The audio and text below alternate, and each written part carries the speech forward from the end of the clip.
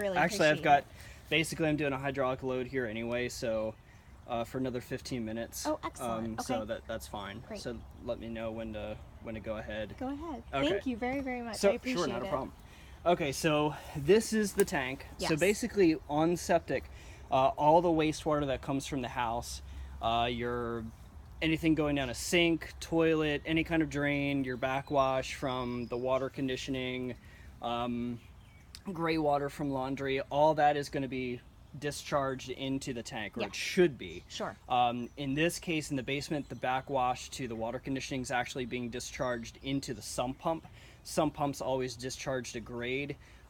This past summer, well, a year ago, MDE stated that all gray water and all backwash to like acid neutralizer, water conditioner, all that has to be discharging into the septic tank. Okay. So it's no longer acceptable to have it discharged to grade. So I did take a picture of that. But in this case, it's going to be an easy fix because it's an unfinished basement. So basically, it's a clear tube, like a 1/4 inch in diameter.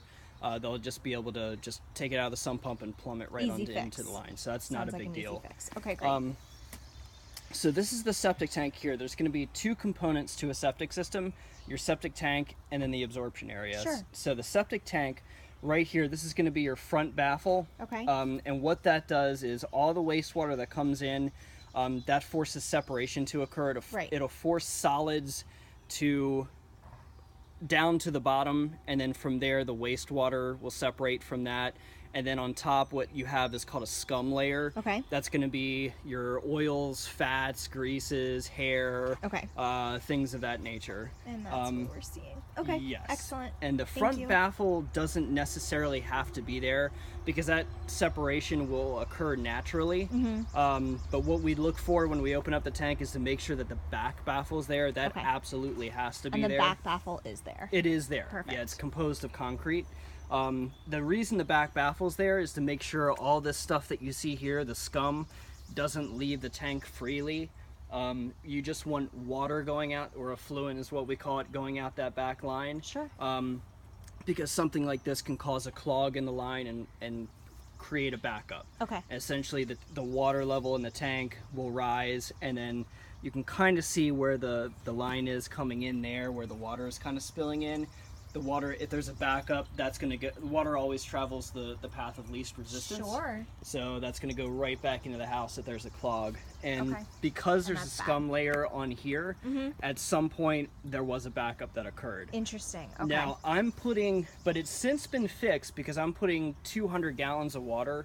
Do you know how many folks are moving into the house? It's 2 adults and 2 children. Okay, so 4 people.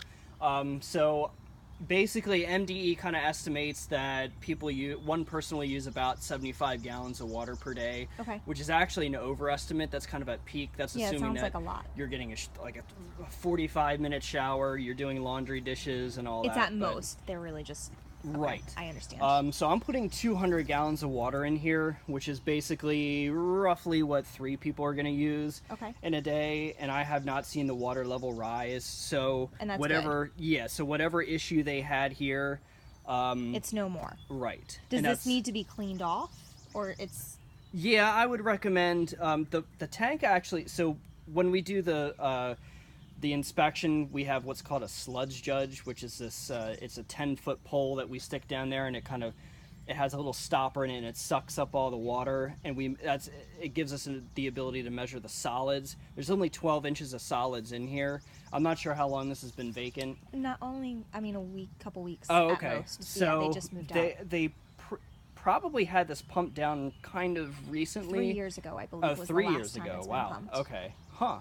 So, do you know how many people were living here? A lot. I think they had 6 kids and 2 adults. Okay, that's interesting. Yeah, because I only had 12 inches of solids. If they had it 3 years ago, there'd probably be more. But I can see if that's what I was told. Right. But in any case, right now, it doesn't necessarily need to be pumped down. I don't see anything in there like any foreign objects. Great.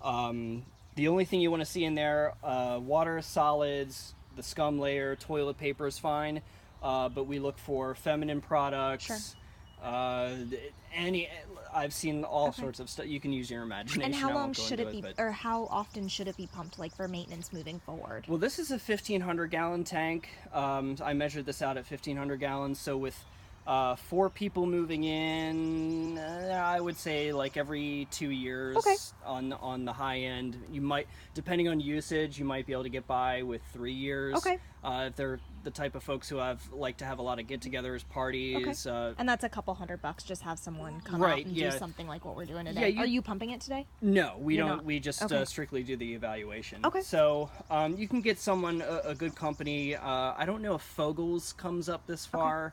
But And when would you recommend, like, seeing what you're seeing now? When should it be pumped? I would have it pumped within a year for sure. Within the first year. With Okay. 4 people moving in, I would have it. Excellent. Usually once it gets to like the 18-inch solid mark or more, that's when we say to have it pumped. And you'll actually, a good pumping company will put you on a schedule. Yeah, that's what we were hearing. Nobody has Okay. to be home. They'll just pull their truck up in the driveway, move their hose around, and this is great. Actually, this is the perfect situation for a septic Location? system. Okay.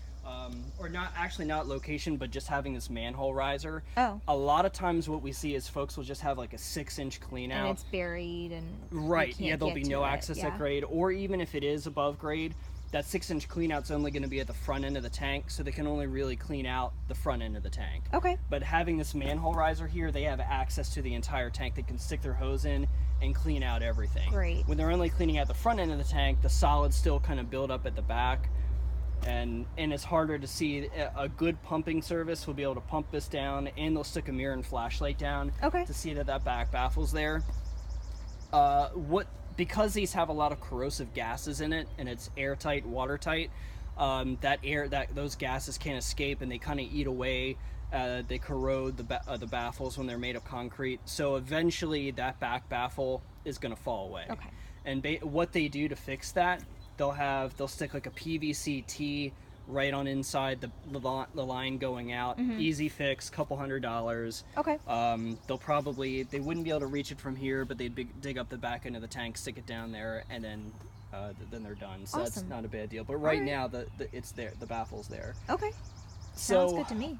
Is that it for out here, or? There's one more component to the septic tank, which Okay. is the absorption area. Okay. So after the water leaves, or the effluent leaves the tank, it's gonna go out into what's called an absorption area.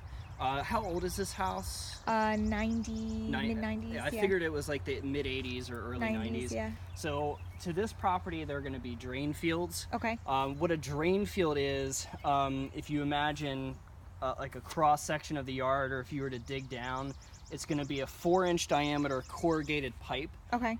So it has little holes drilled in it, and usually that pipe runs anywhere from like 50, it depends on the situation, like 50 feet, 100 feet or so. Okay. And it's in a trench, and it's surrounded by number 2 limestone. The number 2 limestone, what that does is, as the water percolates out through that pipe, through the holes in the pipe, it trickles out in the limestone. The limestone will help purify that wastewater before it gets back introduced back into the soil. The soil actually purified even further before it gets to like an impermeable surface, or like a water table or something like that. Okay. So I was poking around the yard here, over here, and then from the swing set all the way down Okay. towards the fence. Yeah, I saw you. Usually what we do, so with this T-probe here, we just keep probing down, Yeah. and then we'll hit that limestone. It's kind of like, it sounds like a cereal box. It's like a crunch, crunch, crunch. And then we take our probe out and see, we want to find a white chalky substance on here to make sure that it's not, what we're looking for is that there's no biomat. What biomat is, so little by little, despite having that back baffle there, solids will leave the tank.